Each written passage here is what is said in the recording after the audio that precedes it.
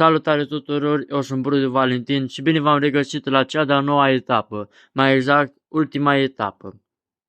În etapa precedentă v-am arătat cum să faceți muchile, mai exact moșii, iar în aceasta trebuie să facem colțurile, adică ultima etapă. Și cum facem acest lucru? În primul rând trebuie să ținem galbenul în stânga și albul în dreapta, după cum vedeți.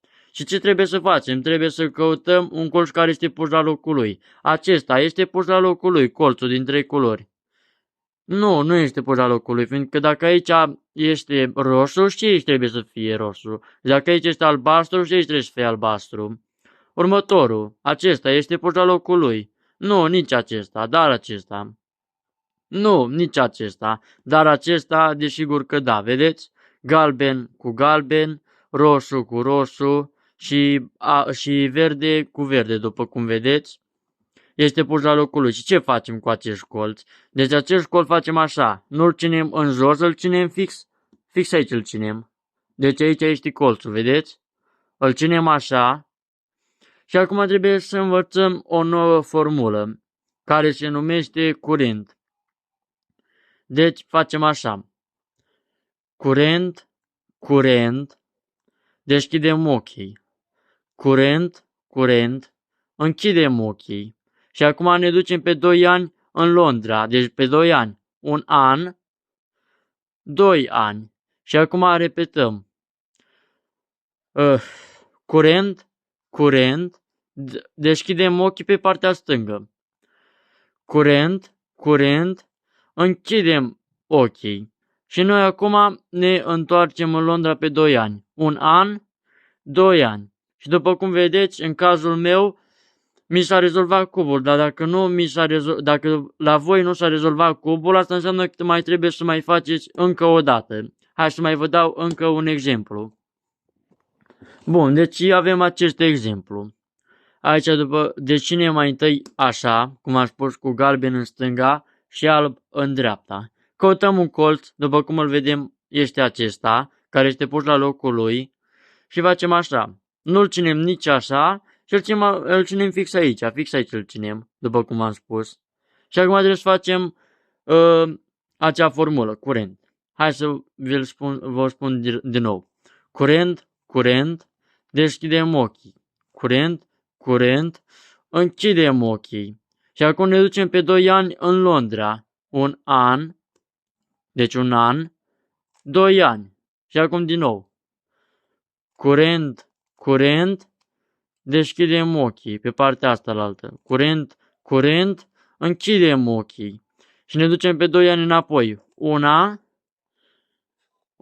2 ani. Vedeți? Și după cum vedeți, nu mi s-a pus. Colțul tot aici a rămas, vedeți? Deci tot aici este colțul. Și mai trebuie să mai faceți asta încă o dată și o să vă iasă. Deci.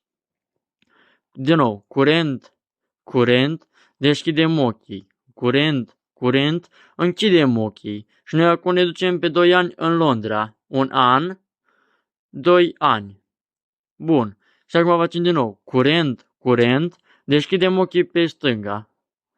Curent, închidem ochii. Și acum trebuie să ne întoarcem din Londra.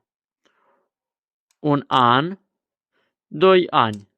Și după cum vedeți, ni s-a făcut cubul. Dar nu vă grăbiți, nu vă bucurați, fiindcă mai este încă un caz, care și acela este destul de simplu. Deci hai să vă arăt cazul. Bun, deci acesta este ultimul caz. În ce constă ultimul caz? Păi, uitați, nu avem niciun colț, deci ținem galbenul în stânga și albul în dreapta. Și din câte vedeți, nu avem niciun colț pus la locul lui. Uitați-vă, acesta nu este pus la locul lui, nici acesta nu este pus și nici acesta. Și ce facem în cazul în care avem doar așa și nu avem niciun colț pus corect?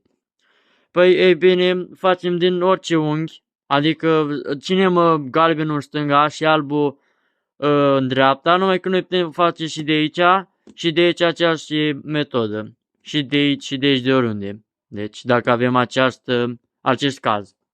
Facem în felul următor. Curent, deschidem ochii. Curent, închidem ochii. și noi vrem să ne ducem în Londra pe 2 ani. 1 an, 2 ani. Ok. Și acum din nou, curent, deschidem ochii pe partea stângă. Curent, închidem ochii și acum mai facem încă de 2 ori. Ne întoarcem din Londra pe 2 ani, 1 an, 2 ani. Și acum ne uităm iar după colț. Hai să ne uităm după colț. Uitați-l. Acesta, vedeți că este pus corect? Și cum v-am spus eu să-l țineți? Acest colț de aici trebuie să-l țineți fix așa, deci.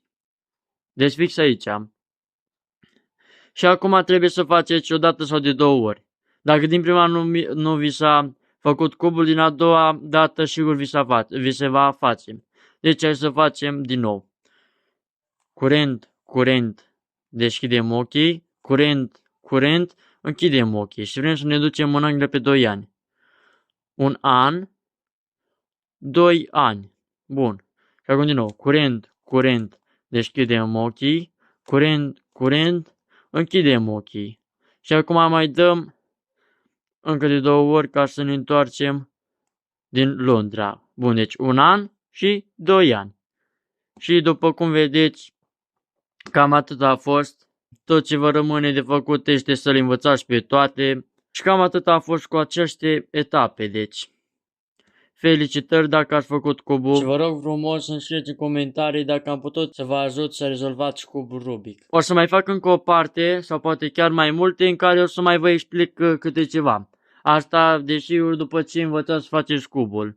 După ce învățați să faceți cubul, după să vă uitați la următoarele videoclipuri.